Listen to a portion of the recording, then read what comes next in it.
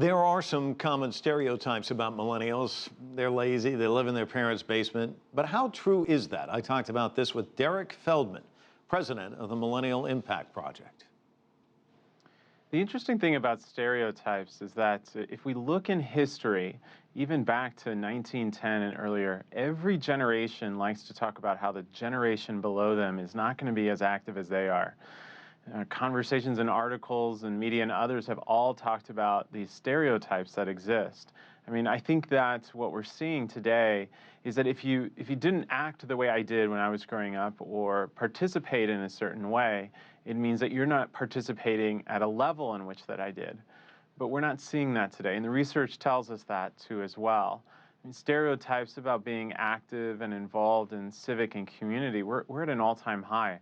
Their attitudes and values, though, are different than the baby boomers. I think of boomers as huddled around watching TV. Millennials, they're far more interested to be looking at their tablet or their phones. So talk to me about how the economy shifts with this dramatic change that we're seeing more millennials now. How will we see the economy change? How will things change for all of us as a result of them driving things in a sense? Absolutely. Well, we have to look, there's two major things that's going to happen in the economy, especially with millennials. One is that we have such a large consumer base with them. So there's 80 million millennials. And when we couple that with their discretionary spending, I mean, right now this year, they're going to spend a little north of $300 billion in the US on consumer discretionary goods.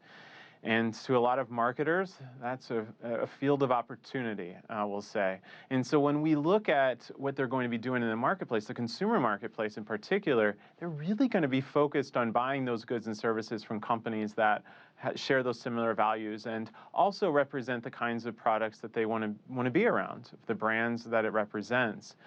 And if you compare that to boomers, per se, that consumer discretionary spending isn't that high. And so in today's economic marketplace, there are so many marketers focused on them because of that consumer discretionary spending power.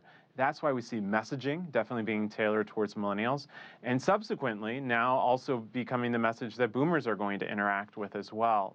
I hate making blanket statements, but having done so already about just lumping all these people into one category.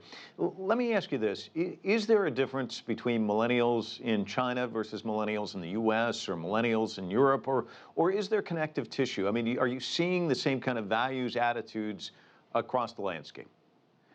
You know, that's an interesting question. We do have some data outside the United States, although we haven't done a lot of comparative data per se against country over country. But this is what we do know anecdotally and also qualitatively, is that the spirit of doing good and helping others, that attitude, perception, and belief is very strong across cultures.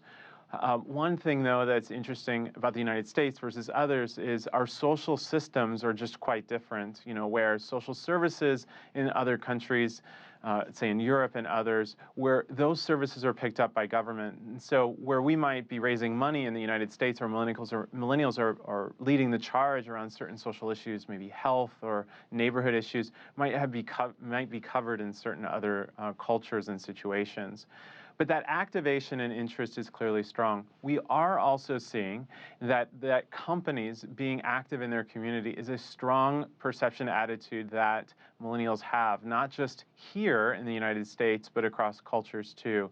So those two particular things are going to drive forces of companies acting differently in how they spend and how they engage the consumer.